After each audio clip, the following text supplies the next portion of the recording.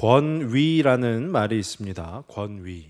사전적 의미를 한번 살펴보면요, 두 가지가 있는데 그 첫 번째 의미가 남을 지휘하거나 통솔하여 따르게 하는 힘, 이것을 권위라고 부르고요. 또 하나의 의미는 일정한 분야에서 사회적으로 인정을 받고 영향력을 끼칠 수 있는 위신, 이것을 또한 권위라고 부릅니다. 한번 예를 들어서 생각을 해보면요, 가장의 권위를 세우다라는 것, 그것 또한 이것이 남을 지휘하거나 통솔하여 따르게 하는 힘에 해당하는 것이고, 또 하나의 예를 들면요, 그분은 물리학 분야에서 권위가 있는 학자이다라는 것은 일정한 분야에서 사회적으로 인정을 받고 영향력을 끼친다라는 뜻입니다. 제가 이 권위라는 단어에 대해서 한번 생각을 해보다가 목사의 권위가 무엇인가 한번 생각을 해봤습니다. 목사의 권위 하면 생각나는 것, 그것은 어떤 막 통솔하고 지휘하고 이것이 아니었습니다. 목사의 권위가 무엇이냐면 무릎 꿇음이죠. 뭐 잘못했습니다라고 하면서 무릎 꿇는 것인가요? 그것이 아니라 기도하는 것이죠. 하나님 앞에 나아가 기도하는 것. 또한 솔선수범이라는 또 단어가 생각이 났습니다. 또 언행일치, 거기서 하나 더 나아가서 신행일치. 신행일치가 뭐냐면요, 믿음, 그 믿음대로 행동을 일치시킨다라는 것입니다. 그러면서 이 참 힘든 것 아닌가? 무릎 꿇음, 솔선수범, 언행일치, 신행일치, 좀 목사에 대한 잣대가, 사회적인 잣대가 좀 높은 것 아닌가라는 생각이 들었지만, 하지만 그렇지 않다면 어느 누가 이 바쁘고 혼란스러운 세상 가운데서 그 목사의 입을 통해 나오는 그 말씀에 도전을 받겠습니까? 그러니까 이 목사라는 직업은 한마디로 얘기하면 권위가 있어야 되는 직업이다라는 것이요. 조금은 다르지만 사도의 권위도 있습니다. 이 사도가 무엇입니까? 예수님을 직접 본 그 제자들 아니겠습니까? 이 사도라는 단어가요, 보내다 또는 파견되다라는 그 동사, 헬라어 동사에서 파생된 단어인데요, 그 단어의 뜻을 따진다면 보냄을 받은 자들이 바로 사도들이라는 것이에요. 보냄을 받은 자들. 그 누구에게 보냄을 받았습니까? 바로 예수 그리스도께.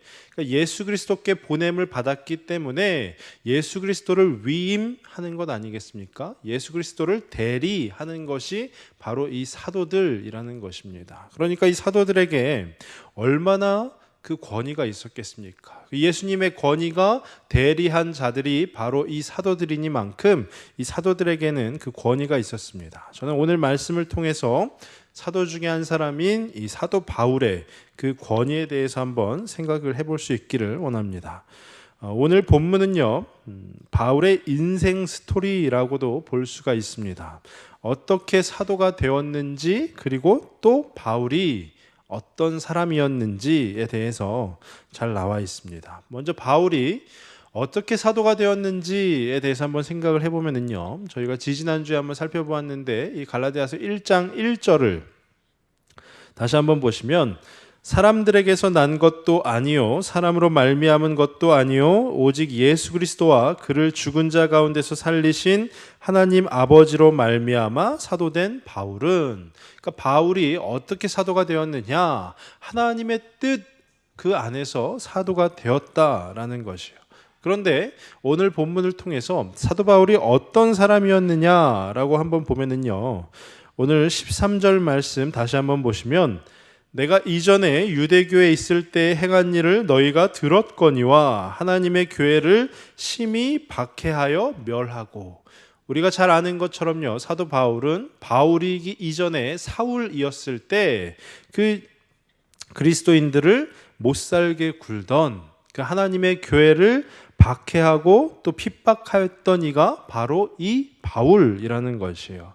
그러니까 14절 말씀에 중간에 유대교를 지나치게 믿어라는 것이죠. 그러니까 유대교에 너무 지나치게 빠져 있음으로 인해서 그 그리스도인들, 예수님 믿는 자들을 못살게 굴던 이가 바로 바울이라는 것입니다. 근데 그 바울이 어떻게 달라졌냐 하면은요, 15절 말씀을 한번 보시면, 그러나 내 어머니의 태로부터 나를 택정하시고 그의 은혜로 나를 부르신 이가, 하나님께서 예정하셨다라는 것입니다.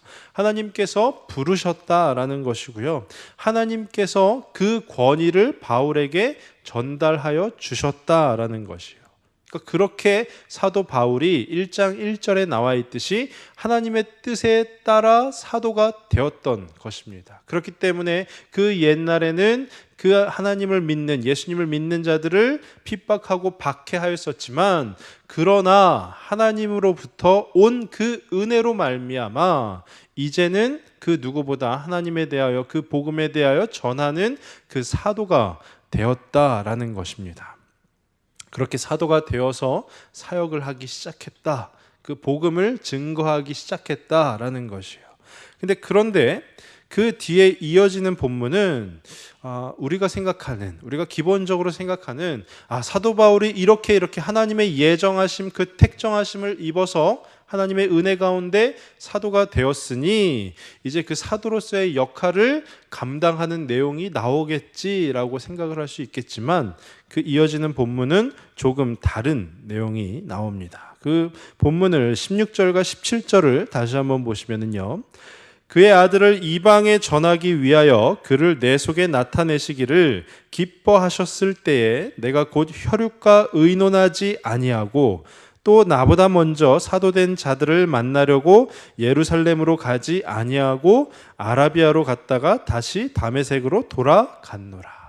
사도 바울이 지금 쓰고 있는 것은요, 내가 그렇게 하나님의 뜻에 합당하게 사도가 되었기 때문에 이러이러한 사역들을 했습니다 라고 하는 것이 아니라, 나 사도 맞습니다 라고 변론을 하는 것이에요.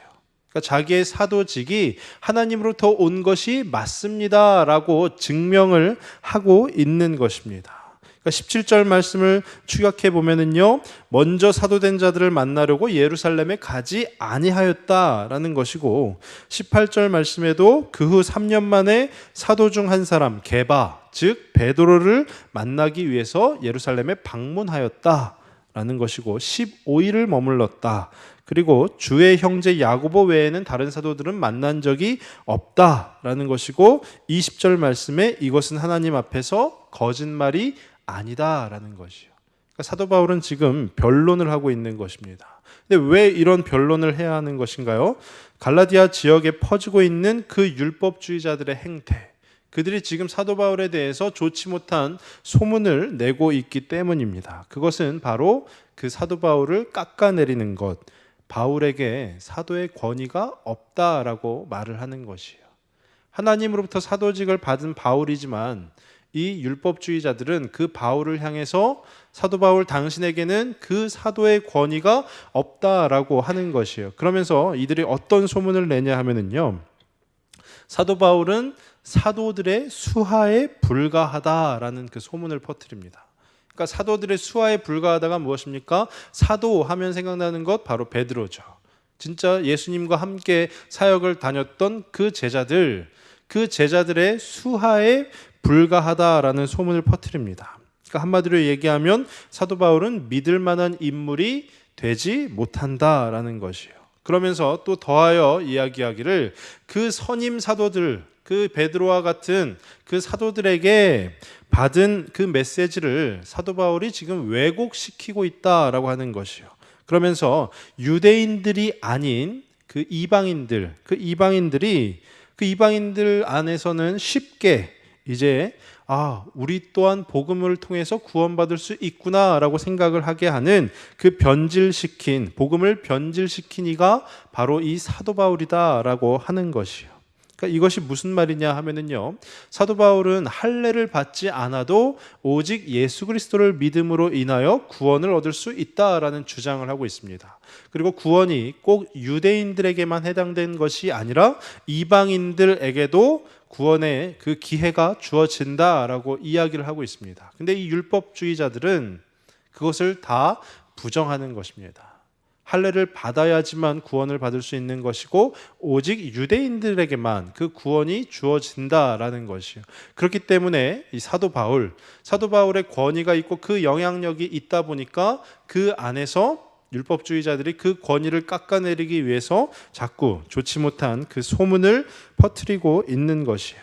그러니까 그리스도인이라면 당연히 할례를 받아야지 그것이 그리스도인이지, 또한 그리스도인이라면 누구나 율법을 따라야지라고 주장하는 그 부류가 바로 이 율법주의자들이라는 것입니다. 그러니까 그들이 그렇게 소문을 퍼뜨리고 하는 이유는 다름 아닌 사도 바울이 사도로서 권위가 없다라는 것이에요.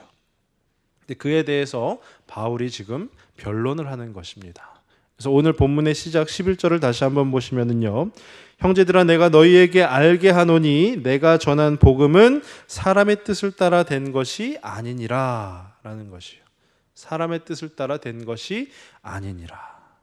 그러니까 사도 바울은 본인의 사도직 또한 하나님께서 주신 것이고, 본인이 전하고 있는 이 복음 또한 하나님을 통한 것이고, 오직 예수 그리스도의 그 계시로 말미암은 것이다 라고 지금 변론을 하면서 주장을 하고 있는 것입니다. 그래서 12절 말씀을 다시 한번 보시면, 이는 내가 사람에게서 받은 것도 아니요 배운 것도 아니요 오직 예수 그리스도의 계시로 말미암은 것이라 라는 것이에요. 그러니까 그리스도의 계시로 말미암아 사도가 된 바울이 그 본인이 직접 그 율법주의자들의 말을 듣지 말고 그 소문에 휩쓸리지 말고 오직 하나님이 우리 가운데 더하여 주시는, 전하여 주시는 그 복음에 귀를 기울이라 라고 지금 하는 것입니다. 제가 이 말씀을 묵상하면서 사도 바울의 관점에서 한번 묵상을 해보게 되었습니다. 지금 사도 바울이 얼마나 답답하겠습니까? 하나님으로부터 사도직을 받았는데 또 그 예수 그리스도의 계시에 따라서 복음을 증거하고 있는데, 그 주변에 있는 율법주의자들은 그 사도 바울의 그 주장을 다 인정해 주지 않는 것입니다. 그러면서 본인에게 있는 그 권위를 자꾸 실추시키기 위해서 여러 가지 소문을 퍼뜨리는 것이에요. 그러니까 바울의 사역이, 그 바울 사역의 길이 얼마나 힘들고 외로울까라는 그런 생각을 해보게 되었습니다. 그러니까 대적자들이 도처에 놓여져 있는데 그에 대해서 계속해서 이 바울은 변론을 하는 것입니다. 대적자들이 너 그런 사람 아니지? 라고, 너는 사도가 아니지? 라고 하는데, 아니야 나 사도 맞아 라고 계속해서 대응하는 것 아니겠습니까? 그리고 나의 사도직은 정말로 하나님께서 주신 것이야. 그리고 내가 전하는 이 복음은 사람으로부터 나오는 것이 아니라 진정 예수님의 계시로 말미암은 것이야 라고 계속해서 강조를 하고 있는 것입니다. 그러니까 사도 바울은 그 힘들고 외로운 그 길 가운데서도 계속해서 그 복음을 강조하고 있는 것입니다. 그러면 사도 바울이 왜 그 힘든 길을 가고 있는 것일까요? 사도 바울이 그냥 에라 모르겠다, 그래 갈라디아 지역 너희는 어떻게 살든지 이제 신경 쓰지 않겠다, 그래 데살로니가 지역 너희도 내가 신경 쓰지 않겠다, 그냥 나는 그냥 내 나름대로 사도의 사명을 가지고 그냥 주어진 대로 살겠다, 이것이 아니라 사도 바울은 그동안 본인이 복음을 전한 그 갈라디아 지역 교회의 성도들을 위해서 계속해서 변론하고 또 증언을 하고 있는 것입니다. 그러니까 바울이 왜 그렇게 하냐 하면은요, 오늘 말씀 가운데 한번 생각을 해보면 그 갈라디아 지역에 있는 그 교회에 있는 그 성도들을 사랑하기 때문입니다. 그 지역에 있는 성도들을, 그 교회를 섬기는 그 성도들을 사랑하기 때문이에요. 오늘 말씀 11절 말씀 시작 부분에요, 형제들아 라고 시작을 합니다. 형제들아 내가 너희에게 알게 하노니 내가 전한 복음은 사람의 뜻을 따라 된 것이 아니니라. 그러니까 형제들아 라고 하는 것이요, 이 형제들아의 원어가 그냥 여러분 이렇게 말하는 것이 아니라 그 뜻이 무엇이냐면요, 같은 조상을 갖고 있는 사람 또는 믿음으로 연합한 가족 또는 그리스도의 동역자라는 그 의미를 가지고 있다라는 것이에요. 근데 이것을 좀 포괄적으로 보면 어떤 의미냐 하면은요, 그리스도의 십자가를 믿음으로 받아들이고 참된 복음의 진리를 따르는 자들이라는 것이에요. 그러니까 지금 사도 바울이 형제들아라고 하면서 부르고 있는 그 사람들은, 그 갈라디아 교회에 있는 그 이들은 다름 아니라 사도 바울에게는 가족과도 같은 이들이다라는 것입니다. 자기에게 있어 그 누구보다 소중한 이들, 그 성도들이 그 잘못된 그 거짓된 복음에 빠지는 것을 원치 않기 때문에 사도 바울은 지금 자기 자신을 변론해서라도 그 모든 것을 증언해서라도 그 진정한 복음이 하나님으로부터 온 이 복음이다라는 것을 그들에게 알려주려고 하는 것입니다. 우리가 보통 가족이라고 하면은요, 어떤 생각이 드십니까? 가족에게 무엇을 주시겠습니까? 그 여러 식당을 한번 예로 들어 보면은요, 그 식당 가운데서 뭐 그런 얘기도 있습니다. 그 식당의 주인이 그 음식을, 식당에서 만드는 음식을 먹는지 안 먹는지를 봐야 한다라는 얘기도 있어요. 왜 그런 얘기가 나오냐면요, 요즘에는 너무 사람이 먹으면 안 되는 것들을 식당에서 많이 만들기 때문에 그 식당의 주인이 먹는지 안 먹는지 그거를 살펴보아야 한다라는 것이에요. 근데 제가 올 여름에 저희 청소년부 수련회를 갔는데요, 그 수련회 답사를 마치고 교회로 돌아오는 길에 우리 수련회에서 간식은 무엇을 먹을까 하고 이제 같이 갔던 그 보조교사분들하고 의논을 했습니다. 그러다가 어느 한 식당 앞을 지나가게 되었는데요, 그 집이 바로 족발집이었어요. 근데 그 족발집 앞에 엄청 크게 써 있는 것이에요. 내 자식에게 먹이지 못할 족발은 아예 삶지도 않습니다라는 것이었어요. 내 자식에게 먹이지도 못할 족발은 아예 삶지도 않습니다. 저는 그 문구가 별것 아닌 것처럼 보이지만 저에게는 굉장히 크게 다가왔습니다. 왜냐하면 청소년부 아이들이 누구입니까? 저에게는 자식과도 같은 아이들 아니겠습니까? 그 아이들에게 아무 치킨이나 아무 피자나 먹일 수 있겠습니까? 근데 그 문구가 저에게는 굉장히 마음을 울리게 다가왔습니다. 그래서 그래, 저기다 해가지고 결국 저희 수련회 마지막 날 그 족발집에서 족발을 시켜 먹었습니다. 그런데 정작 중요한 것은요, 그 족발집 사장님이 또 교회를 다니시는 분이시더라고요. 그러면서 저희가 족발 값을 지불했는데 봉투 하나에다가 돈을 이렇게 또 하시더니 수련회 잘 마치세요 하면서 감사원금을 또 하시는 거예요. 정말 이분이야말로 내 자식에게 먹이지 못할 족발은 삶지도 않는 분이구나라는 그런 확신이 들었습니다. 그와 마찬가지 아니겠습니까? 우리가 가족에게 아무거나 주지는 않습니다. 그리고 가족에게는 우리가 아주 귀한 것, 나에게 있어 아주 귀한 것을 주는 것이 당연한 것입니다.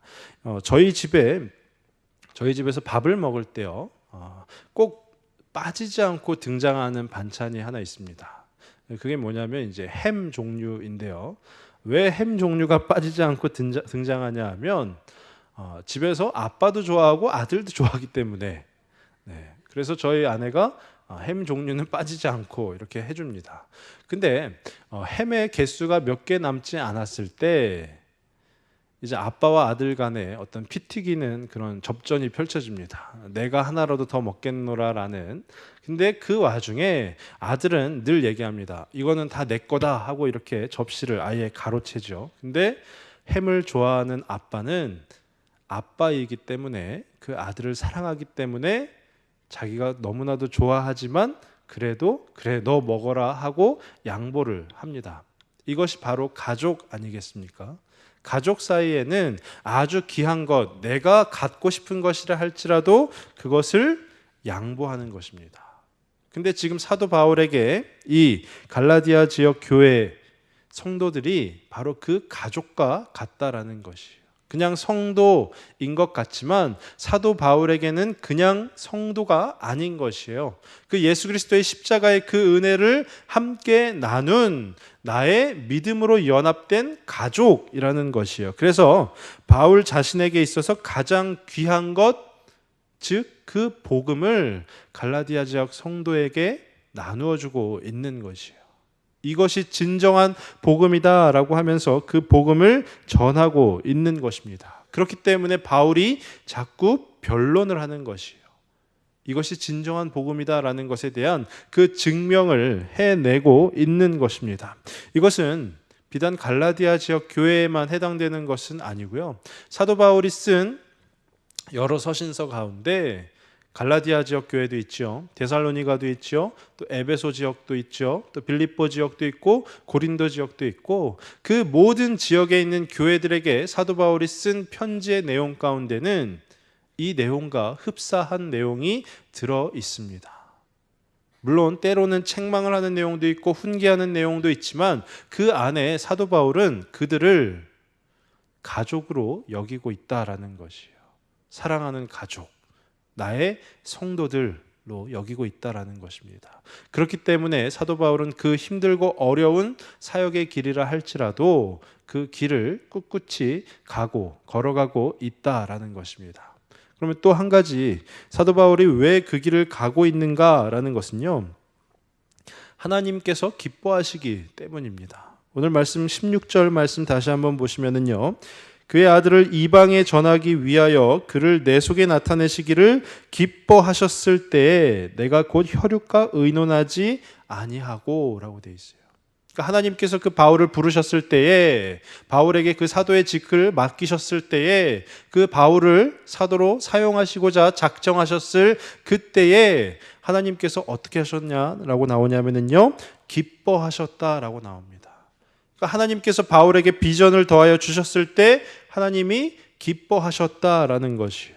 이것이 바로 바울에게 주신 비전이라는 것입니다.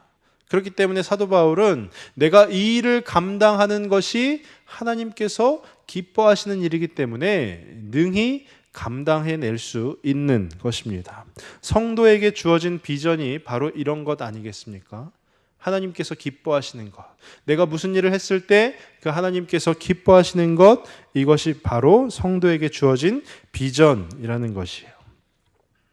제가 청소년부를 맡아서 하면서 청소년 아이들하고 같이 이렇게 면담을 하고 합니다. 그럼 그 면담 가운데 너의 비전이 무엇이니? 라는 질문을 하면은요, 이 아이들이 아직까지는 약간 헷갈려 합니다. 뭘 헷갈려 하냐면은요, 비전과 꿈을 헷갈려 합니다.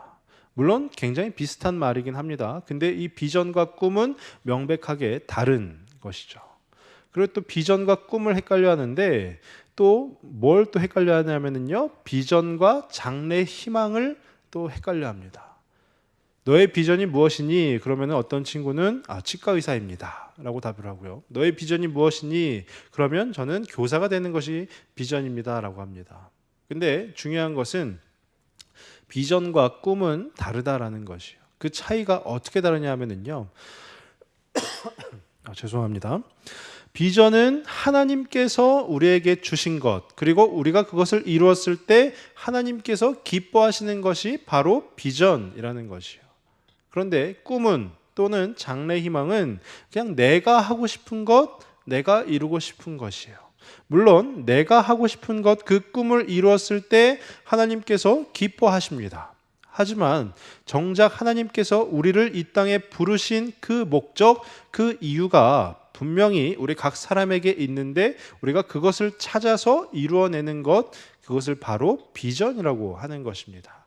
사도 바울에게 주어진 비전처럼 우리들에게도 마찬가지로 그 비전이 주어진다라는 것이에요. 우리가 하고 싶은 것, 내가 하고 싶은 것이 아니라 내가 무엇을 하였을 때 하나님께서 기뻐하시겠느냐, 이것에 대한 물음이, 그 질문이 우리의 기도 그 제목 가운데 드러나야 한다라는 것입니다.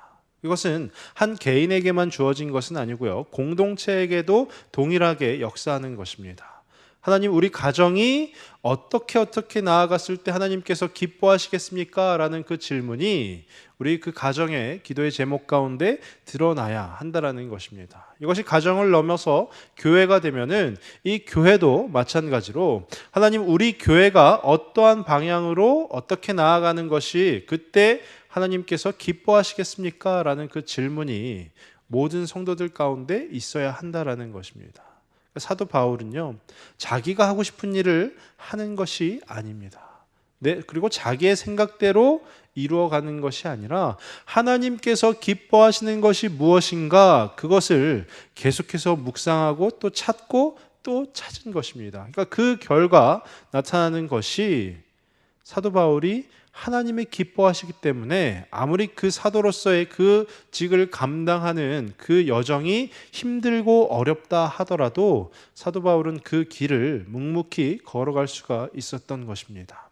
그렇게 사도 바울이 그 성도들을 사랑하고 또 하나님께서 기뻐하시는 것이 무엇인가 살펴보았을 때 그 결과가 어떻게 드러나냐 하면은요, 그 결과가 얼굴도 알지 못하는 성도들이 말하였다라는 것이요. 그 말하는 것이 23절과 24절에 기록되어 있습니다. 다시 한번 23절과 24절을 보시면은 다만 우리를 박해하던 자가 전에 멸하려던 그 믿음을 지금 전한다 함을 듣고 나로 말미암아 하나님께 영광 돌리니라 라는 것이요. 사도 바울이 이전에는 그 예수 믿는 사람들을 핍박하고 박해하였던 그런 사람이었지만 하나님이 주신 그 사도의 직을 능히 감당함에 있어서 어떻게 되었다고요? 우리를 박해하던 자가 전에 멸하려던 그 믿음을 지금 전한다 함을 듣고 그 믿음을 이제 전하는 것입니다. 그 믿음을 왜 전한다고요? 그 성도들을 사랑하기 때문에, 그 갈라디아 지역에 있는 그 성도들을 사랑하기 때문에, 또 하나님께서 기뻐하시는 일이 바로 그 일이기 때문에 그 믿음을 증거하는 것입니다. 그 믿음을 전한다 함을 듣고 어떻게 해요? 나로 말미암아, 그 바울로 말미암아 그 모든 성도들이 하나님께 영광을 돌리게 되었다라는 것이요. 그 힘들고 외로운 그 사도 바울의 그 사역의 길이 이것만 보더라도 그 모든 보상을 다 받은 것 아니겠습니까? 그 바울이 묵묵히 그 사역의 길을 걸어갔을 때 그것을 바라보는 그 성도들의 그 고백, 그 바울로 말미암아 우리가 하나님께 영광을 돌린다. 이 말씀을 준비하면서 한 가지 그 복음서에 있는 말씀이 생각이 났습니다. 요한복음 12장 24절 말씀이에요. 한 알의 밀이 땅에 떨어져 죽지 아니하면 한 알 그대로 있고 죽으면 많은 열매를 맺느니라. 그 한 알의 밀이 땅에 떨어졌는데 나는 썩지 않을 거야, 나는 죽지 않을 거야 라고 버티면 어떻게 된다고요? 그냥 그 한 알 그대로만 있다라는 것이에요. 근데 그 사도 바울처럼 그 밀알이 그 땅에 썩어지면, 그 땅에 그 죽음으로 인해서 썩어지면 많은 열매를 맺는다라는 것입니다. 이것이 우리가 이미 잘 알고 있듯이 사도 바울이라는 인물에 대해서 우리가 평가할 때 생각이 드는 것 아니겠습니까? 사도 바울, 굉장히 힘들고 어려운 그 사역의 길, 그 선교의 현장 가운데 있었지만 그 사도 바울이 누굽니까?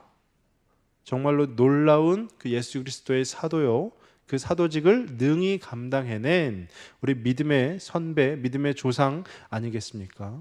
오늘 이 말씀을 통해서 저는 우리 성도님들께 질문을 드리고 싶습니다. 이 바울의 스토리를 들어보니까 어떠십니까? 우리 모두는 사도는 아닙니다. 하지만 예수님을 아는, 또 예수님을 믿는 증인들 아니겠습니까? 우리 성도님들께는 그 무엇과도 바꿀 수 없는 그 성도들이 계십니까? 그리고 또 하나님의 기뻐하심보다 나의 기쁨이 더 눈앞에 있지는 않습니까? 내가 정말로 하나님께 기쁨이 돼야 하거늘 그것보다 내 기쁨만을 좇으며 살고 계시지는 않습니까? 그리고 우리가 나누어야 하거늘 그 함께 가족이 된 그 믿음의 공동체보다 그냥 나라는 한 사람을 더 중요시 여기시지는 않았습니까? 정말로 우리는 사도 바울을 통해서 좀 배워야 될 것 같습니다. 사도 바울이 걸어갔던 그 길 우리도 함께 걸어가심으로써 그 하나님 나라가 우리를 통해서 좀 더 확장되고 그 하나님 나라가 우리를 통해서 더 넓어짐으로써 우리가 그 하나님께 영광 돌리는 자들이 되기를 소망합니다. 그래서 나중에라도 그런 고백이 있었으면 좋겠습니다. 나로 말미암아 하나님께 영광 돌리느니라 라는 그 사도 바울의 고백처럼요, 우리로 말미암아, 이 목동중앙교회로 말미암아 이 목동 지역이, 또 우리의 모든 지인들이, 또 우리의 모든 가족들이 하나님께 영광 돌리느니라 라는 그 고백이 저와 우리 성도님들 가운데 차고도 넘치실 수 있기를 주님의 이름으로 축원합니다. 기도하겠습니다.